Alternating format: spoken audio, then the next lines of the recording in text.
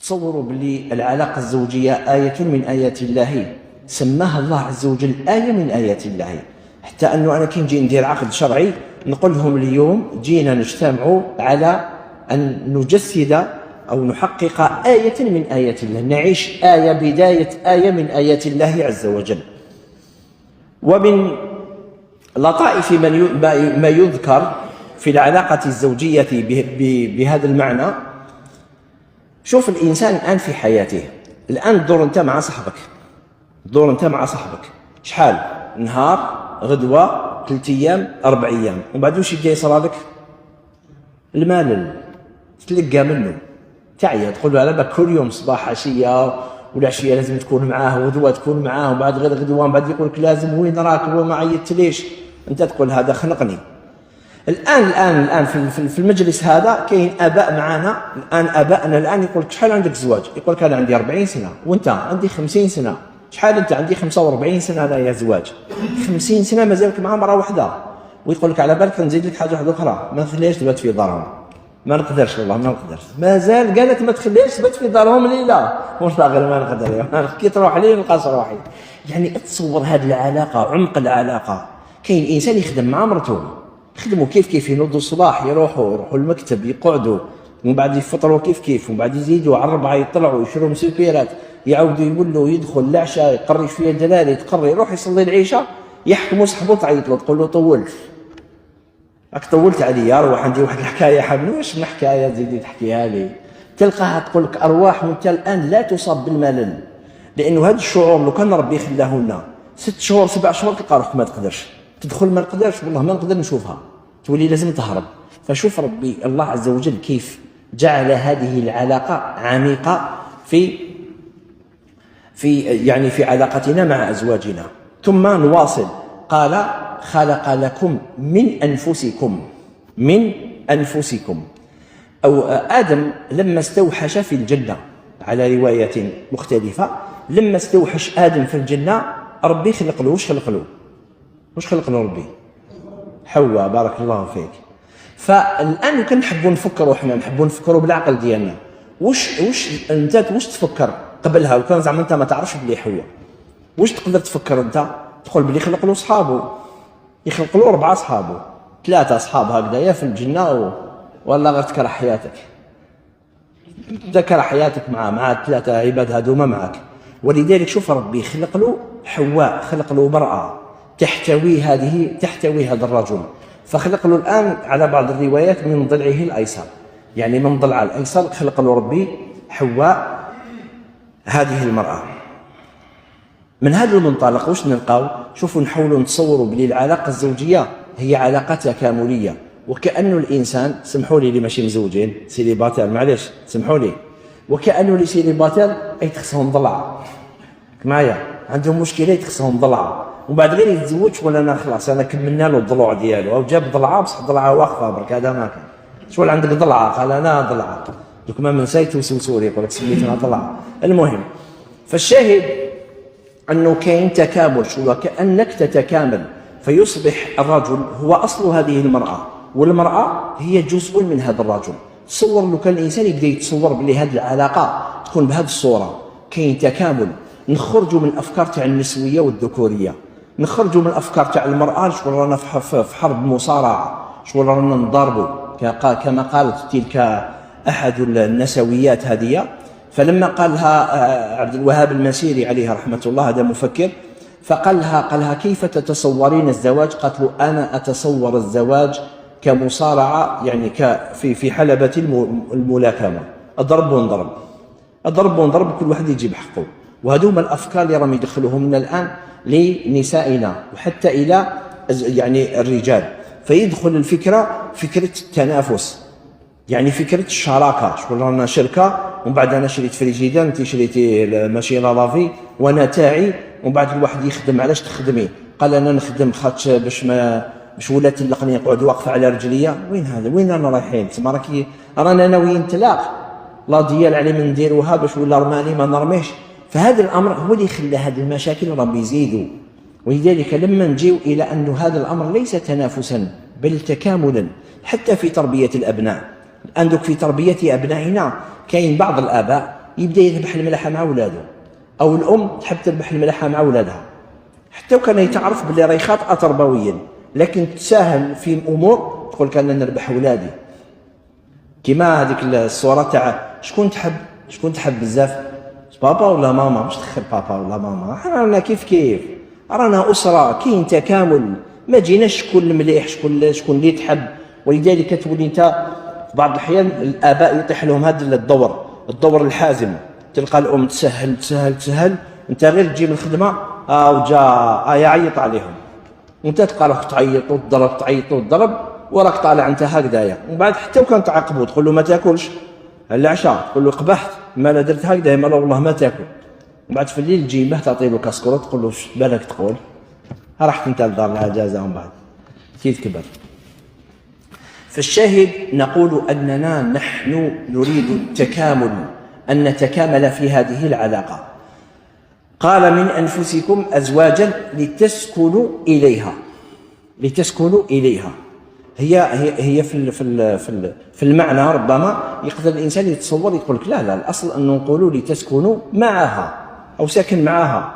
ربي ما حبش يجعل لنا هذه العلاقه علاقه شغل بيولوجيه، شغل انت ساكن مع واحد، فنقدر نسكن مع واحد ما نتفاهمش معاه، نقدر نسكن مع واحد شغل عادي جار راني ساكن معاه. قال لك لتسكن اليها، كاين علاقه، هناك علاقه، هذه علاقه سكن، علاقه رحمه، علاقه عطف، علاقه طمانينه. ولذلك الله عز وجل ذكر السكن او الامور التي تسكن اليها في 3 مواطن. يعني في الليل هو الذي جعل لكم الليل لتسكنوا فيه والنهار مبصرا، وفي البيت وجعل لكم من بيوتكم سكنا، ثم في الحياة الزوجية الليل سكون هدوء طمأنينة. البيت هو ذلك الجدران الذي فيه الوقاية والحماية. ثم الحياة الزوجية سمى المرأة لتسكن إليها، فسمى الزوج سكن، لأن البيت لا يسمى سكنا إلا إذا كان فيه الطمأنينة والراحة والهدوء. إذن كل واحد فينا لازم يعرف كاين ناس عنده بيت وكاين ناس عنده سكن، فليس كل بيت سكن. إذا كان البيت تاعك فيه العياط وفيه الصراخ وفيه الشتم وفيه السب وفيه الضرب، أنت عندك بيت ما عندكش سكن، لأنه البيت هو الجدران، أما السكن هو الجدران اللي فيه السكينة، اللي فيه الطمأنينة واللي فيه الراحة. ولذلك قد نقول كيف نحول بيوتنا إلى سكنات، كيف نحول بيوتنا إلى سكنات. ولذلك سبحان الله قيمة الزوجة وقيمة العلاقة الزوجية الهادئة المستقرة، أنه سبحان الله إذا كانت غير مستقرة تزيل السكن عن كل هؤلاء. يعني تولي الليل وش يولي؟ ما يوليش ساكن، يطلع عليك نعاس، ما توليش ترقد لأنه عندي مشاكل أنا مانيش مليح. والبيت ما يوليش ساكن، ما نقدرش ندخل للدار، كي ندخل العياط ما قدرت تلقاه قاعد غير يدور، عنده قصر وتلقاه يدور في البحر أو يمشي في طريق البحر. وش بيك علاش راك تمشي؟ ما نقدرش، ماذا بيا حتى يطيح الليل يرقدون ندخل نرقد، وعنده هو الله يبارك. انظروا إلى دور السكينة والطمأنينة والراحة النفسية. الوصف الثالث لهذه العلاقة الزوجية، وهي شكون يجيبها لنا؟ أحسنت بارك الله فيك. وجعل بينكم مودة ورحمة. شوف ربي يجازيك شيخ بارك الله فيك، خاطر أنا هذه نسيتها، كنت راح نروح للوصف الثالث، لكن فكرتني باش نتكلم عن المودة والرحمة. وجعل بينكم مودة ورحمة، أصل العلاقة المودة والرحمة. غير كي نختلفوا يصراو مشاكل وين نولوا الحقوق كي نختلفوا، لكن أصل العلاقة هي المودة والرحمة. وقتاش نولوا الحقوق؟ حنا رانا نديمارينا غير بالحقوق ورانا قاعدين بالحقوق، لا حقي وحقك، لكن أصل العلاقة قال لنا ربي المودة والرحمة، هذا هو أصل العلاقة. كي نختلفوا نعاود نقولوا الحقوق، قال جيت نصلح انت حقك ونقيم ذلك الصلح وفق حق كل واحد من الأطراف. الوصف الثالث وهو اللباس. هن لباس لكم وأنتم لباس لهن. هن لباس لكم وأنتم لباس لهن. فجعل الشارع الحكيم جعل أن وصف العلاقة هذه كاللباس. هذا اللباس له أدوار في حياتنا. لو كان الآن نحبسوا من المحاضرة ونتكلموا غير على خصائص اللباس، نلقاو روحنا بلي تكلمنا على الحقوق والواجبات والفضائل وكل الأمور التي تقينا من المشاكل الزوجية. فلما نجيو إلى اللباس عنده واحد الخاصية، نذكر خاصيتين فقط ونواصل في الموضوع. اللباس الآن نشوف ربي قال هن لباس لكم وأنتم لباس لهن. إذن وشنو؟ كل واحد عنده دور. أنت تسترها وهي ستراك، ما تجي دير في بالك بلي غير أنت راح نسترها. لا ما هي تسترك، أنت تستر وهي تستر. فالسترة راهي متبادلة بقول الله عز وجل، فالحقوق الآن متساوية. هن لباس لكم وأنتم لباس لهن. إذن اللباس الآن لما نجيو لللباس الآن، هذا اللباس الآن اللي راهو قدامكم الآن عنده وجهين. كاين وجه خارجي ووجه داخلي. هذاك الوجه الداخلي واش صار له؟ يعرف واش كاين داخل، يعرف أنا ولا عندي عملية ولا عندي وشمة ولا عندي وحمة ولا عندي أي أمر. قال أنا راني ساطر روحي، هو راهو ساطر وراه ساطرني، وكل واحد فينا راه ساطر اللباس ديالو. فمن خصائص اللباس الستر. في العلاقة الزوجية الآن لماذا يشترط فيها الستر؟ ومن أكبر أسباب المشاكل الزوجية وهو عدم الستر، خاصة بالهواتف هذه التي نعيشها. راحت السترة، أصبحت بيوتنا من زجاج، جدران البيوت أصبحت من الزجاج. يعني دوك الآن راني نقول لهم في الوقت تاعنا، قلت لهم قل وين واحد عايش وحده. كاش واحد عايش وحده دوكا. بكري كان واحد يقول كاني عايش وحدي، دوك ما كاش واحد عايش وحده، دوكا كاين 20 وحده وعايش معك عادي. كاع على بالهم تلقى لنا طفله تعيط 12 مره ليماها بابل فيديو، اي عايشه معاها يما هذه اختها كاع عايشين معاها. وتلقى الزوج كيف وين يكون ويعيط لختو ومعاد يقول لها هاي ما غسلتش الماعن، شوفي ها قلت لك وريت لك. هذه حياة خصوصيه، لا توجد خصوصيه. ولذلك الانسان كل واحد فينا الان يعيش يعني شخصيات متنوعه. كاين الشخصيه اللي راهو يعيش بها امام الناس، وكاين شخصيه يعيش بها امام المقربين، وكاين واحد الشخصيه خاصه يعيش بها الان مع المقربين. ما تقدرش تشد. ربما انا دوك بتريكوتبو ما نقدرش نجي ندير لكم محاضره بتريكوتبو، بصح ما نقدرش انا في الصيف تقول لي على بالك تقعد دائما هكذا. لا ندور بتريكوتبو انايا في البيت، لكن داخل البيت تسمى عندك واحد الخصوصيه في طريقه الكلام. يعني انت مدير في الشركه، ما تقدرش تكون مدير داخل الدار، ما تقدرش تقعد مدير. انت قال طبيب في الكذا ما شاء الله، لكن انت البروفيسور في المستشفى تدخل للبيت تعاود تولي اب وتعيش الابوه تاعك وتعيط وتقول له ما تضربش اختك وتقدر تضرب هذا وتعيط على المراه. هذه الخصوصيه ودير اخطاء واش تحتاج لستره، تحتاج الى ستر، ان تستر هذه الامور حتى تدوم هذه العلاقه. حتى ندخل في لب الموضوع والمشاكل الزوجيه، حبينا نتكلموا ايضا في اللباس. عنده واحد الخاصيه انه اللباس يقدر يتقطع. كي يتقطع اللباس واش نديروا له؟ نخيطوا هذاك اللباس. اذا كان القطعه ديالو هذا نقدر نخيطه. اذا كانت الخياطه اللي تقطع بها قال القميص هذا تقطع لي هنا، فانا الا كنت نعرف نخيطه. واذا كانت المراه قال عاونيني، هاي نتعاونوا بالزوج نخيطوا. لكن ما تقطع لي من اللور وانا مرتي ما تعرفش تخيط، واش لازم؟ نروحوا عند الخياط. قال ربي حكما من اهله وحكما من اهلها، نروحوا عند زوج خياطين، وهاد الخياطين باش يخيطوا لنا الحوايج. عندنا مشكل، لما يكون عندك مشكل واش دير؟ تحوس له على الحل. ماشي في اول مشكل تروح تنحي الحوايج وتروح تبدل وتقول نرمي هذا القميص.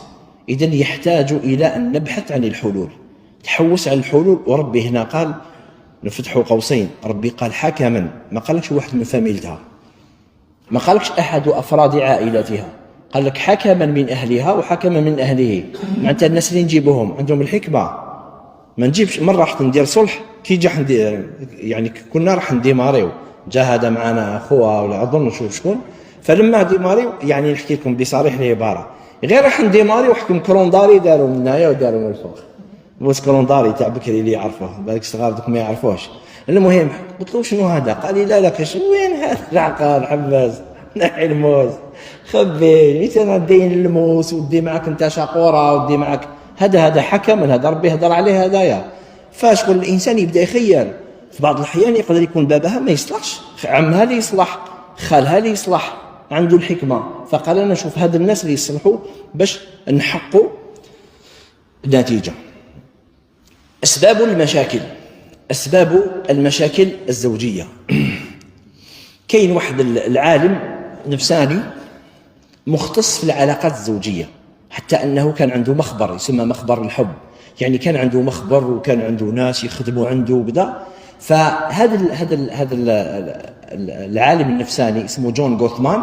هذا جون غوثمان كانت عنده واحد الخاصيه، كان عنده واحد الفراسه يعني في تقدير العلاقات الزوجيه. معناتها يجي علاقه زوجيه تجيه ومن بعد يقول لك هذوما راح يتلقوا، هذوما على 5 سنين يتلقوا، ومن بعد تلقى الغالب التخمينات تاعو طيح. حتى انهم اقاموا مره تجربه، جابوا علماء نفسانيين بمقاييس واختبارات يديروا لي تيست يعني، وجابوا لهم عائلات وشافوا الحوار تاعهم، كل واحد كيفاش يتحاور وكل واحد دار التقدير ديالو. هذا جون غوثمان معظم التقديرات تاعو طلعت 91%، يعني واش قال 91% كاع صحيح. اللي قال لهم يتلقوا واللي قال يكملوا. لماذا؟ لانه هو كان عنده واحد 4 معايير فقط في العلاقه الزوجيه، وما يسمى ايضا بفرسان الطلاق ال4. سمى على انه السبب الاول وهو النقد، كثره النقد. ثانيا الدفاعيه، ودوك نشرحوا كاع هذه النقاط. ثالثا الاحتقار او الازدراء. ورابعا الانسحاب. هذو الاسباب اللي تخلي العلاقه الزوجيه تكون غير مستقره. اولا النقد في العلاقه الزوجيه. في بعض الاحيان كي نعاودوا نقولوا دائما نتكلموا عن السبب ونحاولوا اشير الى الحلول. انه دائما في العلاقه الزوجيه لما الرجل يكون عنده هذاك الفكر بلي انا هو الراجل، ومن بعد يلقى المراه بلي هذه هي المراه، فدائما اذا كان يسعى الى اثبات النقص يولي يحوس دائما يثبت النقص. او نعود العكس، انه المراه هذاك الانهزاميه اللي تكون عندها تريد دائما ان تثبت نفسها فتثبت النقائص، فيحدث النقد. كما بعض الازواج اللي يجيوني وتلقاهم يعانيوا من الزوج النرجسي، ان صح التعبير، هذه كلمه شويه راهي مستعمله ومستهلكه. لكن الزوج النرجسي من الخصائص تاعو انه دائما يحوس على النقائص. فتصور انت الان لما تدخل من البيت الهم تاعك انك تلقى نقص، تلقى المراه نقات كاع الدار، ومن بعد لا تيليكومود اي محطوطه من هنايا، تقول لها شكون جاب تيليكومود لهنا؟ يا قلت لك ما تحطش لهنا، ومن بعد انت دير مشكل كبير على جال تيليكومود، ومن بعد تلقى دارت مثلا شلاضه طيبه دارت كلش، ومن بعد الشلاضه باش دير زيتون كحل دارت زيتون خضر، تقول له زيتون كحل علاش ما درتهش؟ تقول له معليش كان قلت لك انا ما نحبش الخضر، ومن بعد يحكي على الزيتون، ومن بعد يبدا دائما النقد، دائما يبحث عن النقائص. والمراه كذلك، المراه ايضا تحوس عن النقائص، تريد ان تنتقد هذا الرجل، وهذا ما يسمى في علم النفس بالفكر الترشيحي. معناتها مخطط معرفي وطريقه تفكير ترشيحيه، معناتها دائما نفكروا الا في السلبيات. ولذلك كنت دائما بعض الاحيان ندير لهم تجربه، ندير لهم هكذا 5 نقاط كحوله ولا بالقلم وفي ورقه بيضاء، نقول له يا واش راك تشوف؟ يقول لي راني نشوف 5 نقطات كحوله. نقول له علاش ما قلتيش راني نشوف ورقه بيضاء كبيره فيها 5 نقطات كحوله؟ علاش الورقه البيضاء ما تشوفهاش؟ علاش انت راك تشوف غير النقائص؟ وحنا رانا في دار الدنيا، وحنا رانا انت انسان فيك النقص، وهذه مرأة فيها النقص. ولذلك لماذا أركز دائما عن النقائص؟ تركز دائما وتريد دائما أن تنتقد ذلك الفعل، ولذلك ينطبع الإنسان في نفسيته هذا الأمر ويولي إنسان سلبي. من هذا المنطلق نبقى في هذا المجال فقط. من هذا المنطلق ننطلق إلى أمر يجرنا من النقد، من أسباب النقد أيضا فيروس ثاني من أسباب المشاكل، وهي المقارنة. شفت المقارنة؟ لما تكون المقارنة النقد، الشون تاع النقد يطلع، يعني المعايير تاع النقد يزيدوا يطلعوا. لماذا؟ لأنه كاين مقارنة. والإشكال نحن نعيش في مرحلة من أصعب المراحل التربوية والعلاقات الزوجية والأسرية. أصعب مرحلة هذه اللي رانا نعيشوا فيها، لأنه علاش؟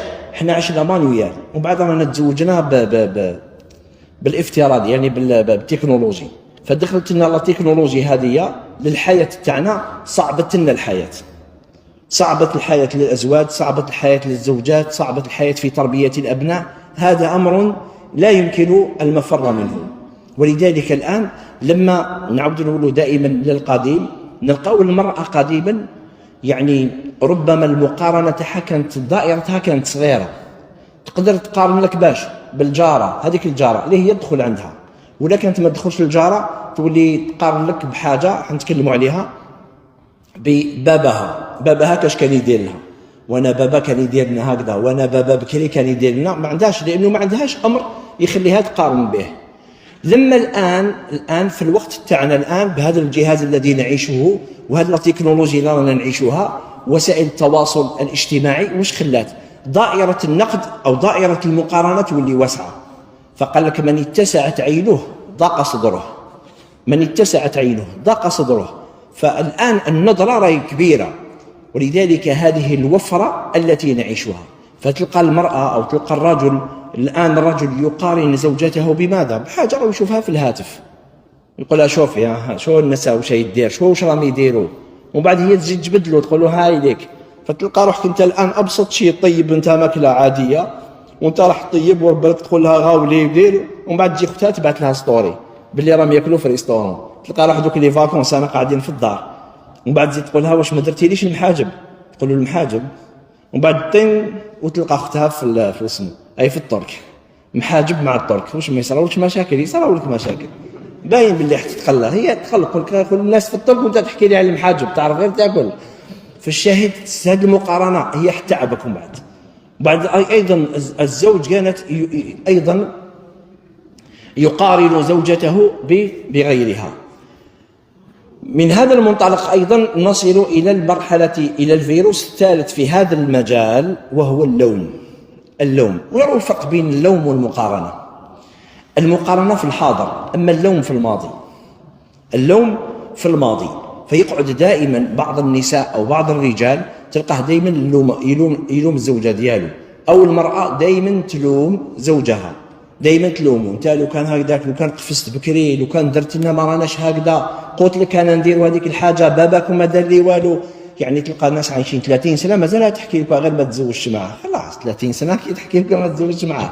فيقعد دائما الانسان يعود الى الماضي ويقعد دائما يلوم. وإحنا دائما عندنا ادويه نبويه في عقيدتنا الاسلاميه: ولا تقولن لشيء فعلته لو اني فعلت كذا لكان كذا، ولكن قل قدر الله وما شاء فعل. أغلق الملف، خلاص قدر الله ما شاء فعل. أمور صرات، كانت عندنا فرص بالك تتحسن الحالة تاعنا، لكن عسى أن تكرهوا شيئا ويجعل الله فيه خيرا كثيرا. ثانيا، الفارس الثاني من فرسان الطلاق كما قال هذا العالم النفساني، وهو الدفاعية. الدفاعية إن صح أن نقول نوعا ما هي سوء الظن. الدفاعية أنك دائما الإنسان يولي يحس باللي راك تتكلم عليا بسوء، فيولي الأمور يعني على بساطتها. يعني يقدر المرأة، الراجل راح قضاء وجاب، ومن بعد تقول له المرأة هذه زرودية هذه، ومن بعد هو يخرج من الزرودية، تما أنا ما نعرفش نقضيه، تما أنا يا واش درت كاع من الآخر، تما أنتم ما تنكروا الخير، تما أخوك خير مني. ومن بعد يبدأ يكبر المشكل. كما يقدر كي تحط له الأكل ومن بعد يقول لها درتيها ميها، ما وليت ما نعرفش نطيب دوكا، هكذا كنت على بالي ما نعرفش نقي وما نعرفش نطيب وما نعرفش وش يصرك. كل كلمة تولي دفاعية وانت ما راكش قاصد، وهي أيضا ما راهيش قاصدة، يعني راهي قاصدة فعل فقط، كلمة قلتها لك برك. لكن لما تكون الدفاعية تولي دائما أنت الآن تقرأ ما وراء السطور، وتولي القراءة السلبية للأحداث. كل حدث يجي تقرأ فيه القراءة السلبية. ولذلك في مجالات الصلح لما تجي قال يندوك الآن نديروا الصلح نصح بشرط واحد، نقعدوا. ولذلك من قواعد إدارة المشاكل الزوجية راح نتكلموا عليه إبقاء داخل الإطار. معناتها إبقاء داخل الإطار، اقعد في الكادر تاع المشكل، ما تخرج منه. ماشي انت راك تداوس وتحكي لها على يماها ديجا نتوما وتبدا تطلع، لا لا، اقعد في الاطار. مثلا نجي ونحكيو على امر، وراه المشكل، قال لي باللي الماكله كذا، خلاص نقعدوا في الماكله ما نخرجوش. ما توليش انت ما تعرفيش طيبي ويماك ما عرفتش طيب وانتم ديجا ما تعرفوش كاع طيبوا وداركم ماشي كاع تاع طياب ونروحوا بعيد. ويسمى هذا التعميم، نعمموا المشكله هذه تعمم. فلننتقدوا، اذا حبينا ننتقدوا السلوك وليس الفاعل، وهذا في ديننا. احنا الان دوك شبابنا وخاوتنا واولادنا تاع المخدرات، نحن ننتقد سلوكهم، انا حابين نسلكوه. لما يدخل ويجي يصلي وتاب خلاص، ماشي انا ما نكرهكش انت، انا نكره الفعل ديالك، انا اللي حاب الفعل ديالك تبدلوه. اما انت كشخص كما قلت انا ما عنديش مشكل معك. ولذلك الانسان ينتقد دائما الفعل ولا ينتقد الفاعل. ثالثا وهو الاحتقار والازدراء. الاحتقار والازدراء كي نديروا له الميزان تاعنا في ديننا وهو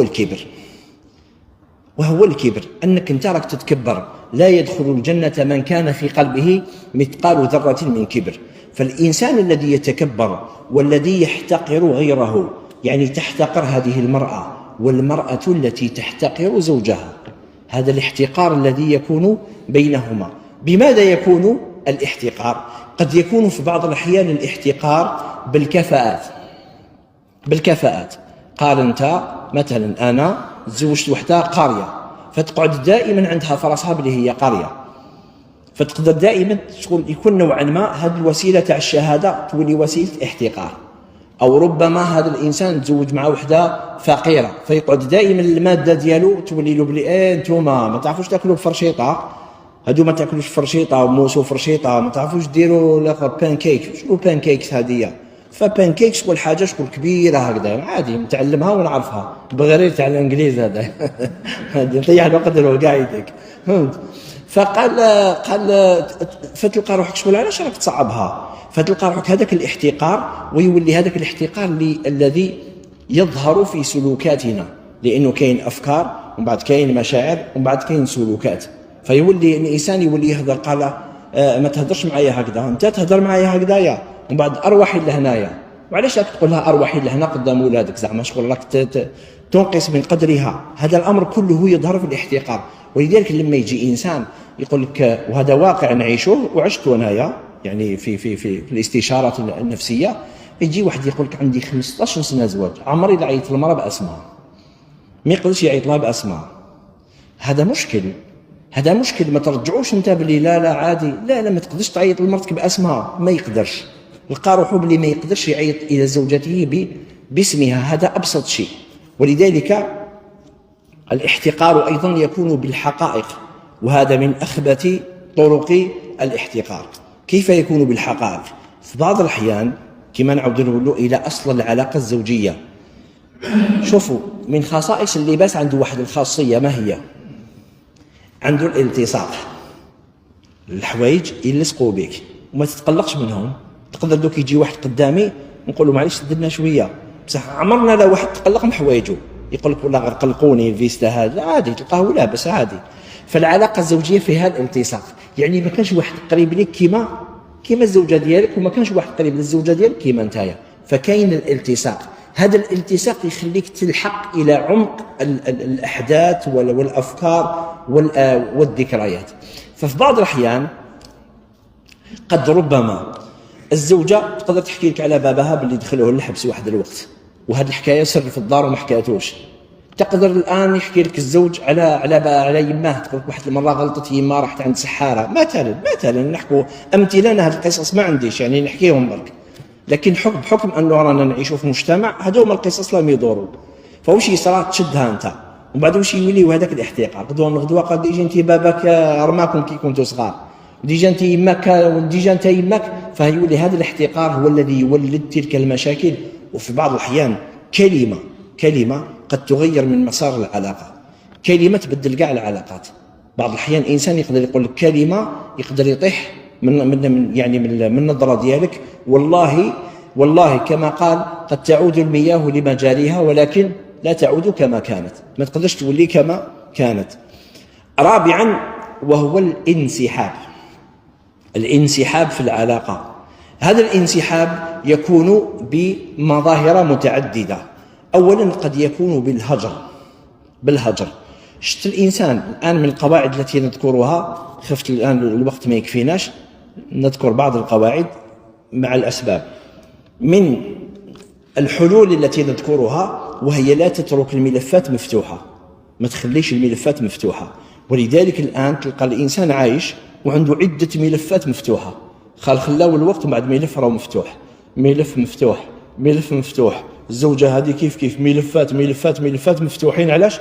ما يقعدوش، صرا مشكل ومن بعد الهجر ما يتهضروش. لأنه الهجر كاش راح يقدر يكون بالتشناف. قال عندنا مشكل صغير، يقول لك شنفت شحال سمانة ما هضرتش معاه، ومن بعد هو شحال شهر ما يهضرش معاها. وكاين واحد الظاهرة يا إخوان والله غير حرت فيها، راني نعيشها هذه الأيام بكثرة. قديما كان التقاطع تاع العائلات الكبيرة، كان التقاطع يكون في العائلات الكبيرة. مثلا عم بابا ما يهضرش مع عمو الكبير. علاش؟ على جال الورث، خاش دالو شجرة تاع زيتون، دخلوا متر التراب. ما من المشاكل كانوا غير هكذا، ورث ماديات كبار. ومن بعد بدات تكبر الدائرة هذيك، بدات تتوسع، بدات تصغر، بدات تقيس العائلة المصغرة. ومن بعد بدينا مثلا بابا مع عمي ما يتهضروش. علاش؟ خاش دار تاع الورثة باش يبيعوها. ومن بعد بدات تصغر. دوك الوقت اللي رانا فيه ولاو الخوة داخل الدار، زعما المزوجين هذوك ما يتهضروش. علاش؟ قالت ما هنيتلكش، ما جيتنيش في وليدي، ما جيتكش في البنات. يعني الامور دوك الان اخطر شيء وتسمى العائله النوويه. العائله المصغره معناتها اب وام، يعني زوج وزوجه ودراري الداخل ما يتهضروش. يجي يقول لك انا ما هضرتش مع بنتي عندي 5 سنين، وليدي ماوش يهضر مع يماه عنده 3 سنين، وهو مع اخوه هضروش عامين. وتلقاهم عادي. كاين اللي عنده عادي ما تقولكاش تاكلوا في مائده الطعام، يقول لك عادي كي ينوض هذا يروح هذا. لا عباك نغلق الدار انا بمفاتح ونروحوا لبرا نعيشوا لبرا. ما نقدرش ندخل الدار، ما نقدروش نعيشوا. لازم هذا ناقوس الخطر. بين قوسين اكبر سبب لقطيعه الرحم شنو هي؟ من اسباب قطيعه الرحم شنو هي؟ هو عدم تدخل المصلحين. شت خوك ما يهضرش مع اختو، وعلاش ما تدخلش روحك؟ خاطينا منهم. علاش ما تدخلش روحك؟ علاش ما تصلحش؟ خاصة كيبو الوالدين، علاش ما تصلحش؟ علاش ما تهضرش مع اخوك تقول له عنده شحال ما يهضرش معاه، وانت يهضر معاك، انت هذا يهضر معاك وهذا يهضر معاك. ومن بعد تلقى روحك انت ما تدخلش روحك، كم يهضروا معايا للزوج يدبروا راسهم. مرات هكذا تقول له ما فيها والو، يقول لك خلاص تحبس. لكن هذا الفيروس زاد انتقل للبيت. معناتها انت على بالك باللي هذا وليدك موش يهضر مع اخوه، شحال عنده عامين، كيفاش انت ما تهضرش معهم؟ قال خلينا منهم، ربي يدبروا راسهم. اي تربيه هذا هو الميثاق الغليظ اللي اعطيناه لك. انا تكلمنا على ميثاق غليظ، تكلمنا على الموده والرحمه. حتى البيئه تولي سلبيه، تولي بيئه سامه. ولذلك هذا الانسحاب يكون عندك ملف مشكل لازم تفتحه، لازم نغلقوا الملف هذايا. قال واش كاين؟ نتكلم بحوار هادئ ونفتح ونغلق هذه الملفات التي تحدث، ولا انسحب في علاقتي الزوجيه. ما تنسحبش، انت هو رب البيت. الام هذه ايضا عندك مكانه في هذا المجال، في هذه الاسره. فنحاول ان نجلس ونغلق هذه الملفات. أول خطوة من خطوات إدارة المشاكل الزوجية وهو موضوع المشكلة. ما معنى موضوع المشكلة؟ معناتها انت شو شاك تحكي، مشكلة ولا لا؟ وباش نعرفوا مشكلة ولا لا وشنو هي المشكلة؟ شت المشكلة كيما على بالناش واش معناتها المشكلة؟ هذه هي المشكلة. هذا شكون يطيح لغز هذا. هذه هي المشكله، ما على بالناش واش معناتها المشكله. ولذلك ساعات انا نقول لهم الان شكون عندنا مخبر تاع تحاليل، قال اعطيني تشوف، اعطيني مشاكلك، من بعد اعطي عندك 10 خلاص هيا ندخلوا طيت نيجاتيف.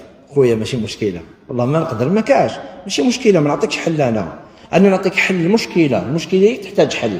كاين حوايج ما يحتاجوش مشكله، ما يحتاجوش حل، لانه اصلا ماشي مشكله. اذا ما هو تعريف المشكله؟ هو كل سلوك غير مرغوب فيه منبه عنه ومتكرر ويكون خارج الفطره وطبيعه الخلقه. هذو بعض الاضافات زدتهم هنايا. فهو سلوك غير مرغوب فيه منبه عنه. وش معناتها؟ معناتها هذا السلوك اللي ندار نبهت عليه. ولذلك الآن قلت لهم دائما أني نشوف، أنا عندي عامين سياقات، ما راني جديد شوية في السياقة، بصح شفت العلاقات تاع السياقة تاع علاقتنا بالسيارات خير من علاقتنا أبي. أنا شفت هكذا التحليل ديالي، لقيت بلي العلاقات تاع السيارات خير من العلاقات أبي. مثلا تجي الدور واش دير؟ كلينيوتور. واش معناتها كلينيوتور؟ معناتها راك تخبر حوار، خلاص انت دير كلينيوتور لمرتك بلي مور العشاء نطول. علاش ما ديرهاش كلينيوتور؟ ديرها قولها بلي نطول مور العشاء، هي ما تقلقش. ومن بعد تلقى وحده وطالع، ومن بعد انت هابط، واش دير؟ تخليه يطلع. علاش؟ او في طلعه، خلاص ما صاحبك او في طلعه، هذا وفي طلعه خليه يطلع، هو اللي راه مقلق. علاش راك انت تزيد تشبك فيه؟ علاش المراه هي اللي زعفانه؟ لذلك من القواعد في إدارة المشاكل القاعدة الدردائية سنتكلم عنها، وهي التي قال فيها أبو الدرداء لزوجته: قال إذا غضبت فأرضيني وإذا غضبت أرضيتك. خلاص قال شوفي لي كون زعفان يسعف الآخر، انت كي زعفانة أنا نسعفك خاطر أنا مانيش زعفان، بصح إذا كنت أنا زعفان سعفيني. قالت له خلاص. ما كانوش يتدوسوا، فكانوا كي يتدوسوا كل واحد يشد شعرة معاوية، تجبد نتلا، خلاص عادي. ولذلك نعاود نقولوا للسياره كيفاش انت الناس كاع اللي كانوا طالعين خليتهم. علاش؟ لانه راهم في طلعه، ومن بعد لقيت مرتك في طلعه ما تقدرش تساعفها، ساعفها في طلعه، سيت تساعفها، دير لها هكذاك وتفارقوا لها جوزي، معليش خليك تهضري كملي ومن بعد خلاص. فقلنا الى تعريف المشكله فيحتاج الامر الى ان تنبه. قال ان ننبه عنه، قال انا ننبه هذا الامر يقلقني ما تزيديش ديره. ومن بعد الزوجه تقول لك هذا الامر يقلقني ما تزيدش ديرو، تما الا معليش هذا الامر او يزعجني، خلاص رانا نبهنا. ومن بعد عاود الصلاه، وبعد عاود الصلاه واش يولي مشكل.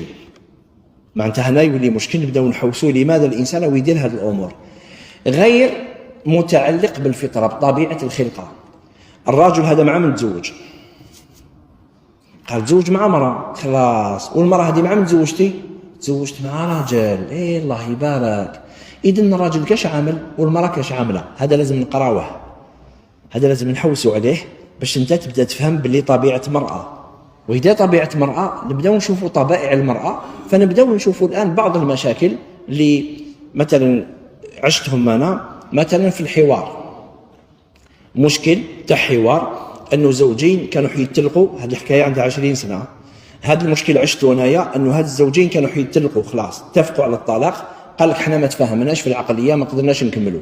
ومن بعد ما قدرناش نكملوا علاش؟ ما كاش صمت، كاين صمت في البيت، صمت عقابي ان صح التعبير، ما كاش واحد ما يهضر مع الاخر. وعلاش غير نهضر يقطعني؟ انت علاش تقطعها؟ قال يا ودي طول بزاف، طول كي تهضر طول لي وانا تبدا تدخل لي في التفاصيل ما نقدرش. يكوبي لها يقولها سكتينا مع سكتينا واش ولات؟ سكتاتو قاعيتي. قال كيما لا نسكتوا ما كاش الهضره.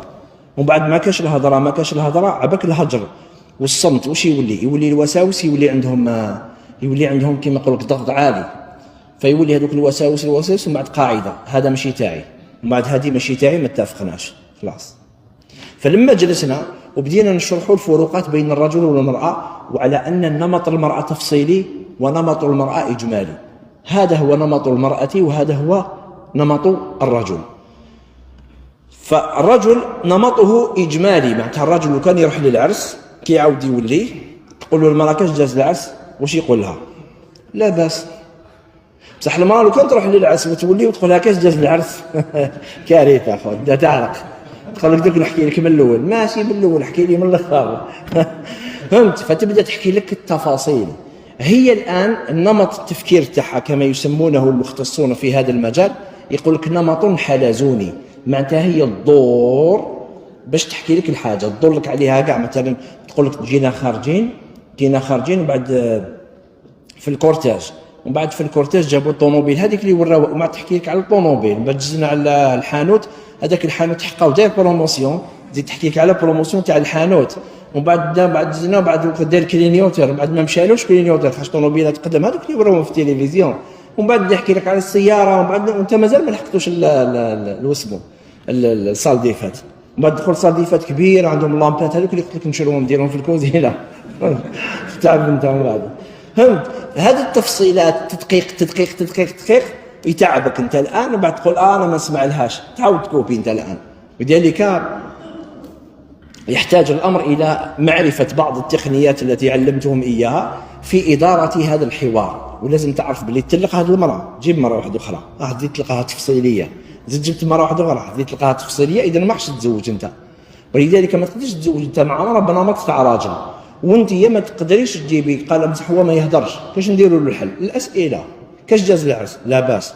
واش داروا لكم؟ شربه نتوم وشلاضه. جاته جابوا طوموبيل. وشحال منا جاو 5. خلاص هاي جاك ديتي كاع واش حبيتي. اسالي انت، سالي اسئله، وهو واش يدير طريقه حرق الخطوات، يحرق لك لي زيطاب شغل بالعقل حرق لها. زعما راهي في الطريق مونتاج وما تقول لها واش صاله كبيره، صاله كبيره، ومن بعد لبست لا رو بلونش هاي خلاص انا خرجنا من الصاله. وشنو ما تحرقش كاع لي زيطاب تدخلها باش ما تعرفش هي باللي راك حاوزتها. فهذا الامر يحتاج الى امر. مشكله من المشاكل اللي كانوا لحقوا ايضا الطلاق، قالت لك الزوج ما يقوليش نحبك، ما يعبرليش كاع المشاعر. وانت علاش ما تقولهاش ما نقدرش يا شيخ، ما نقدرش، واش هادي نحبك انا ما نظناش عليها هذه، بالك نحب الباذنجان، نحب تشكشوكه، نحبك هذه ما قدرناش عليها، ما نظناش عليها. فصراع الان وراه الحل. لقينا باللي الحل في النمط. المرأة تعبر عن الحب بالاقوال، اما الرجل يعبر عن الحب بالافعال.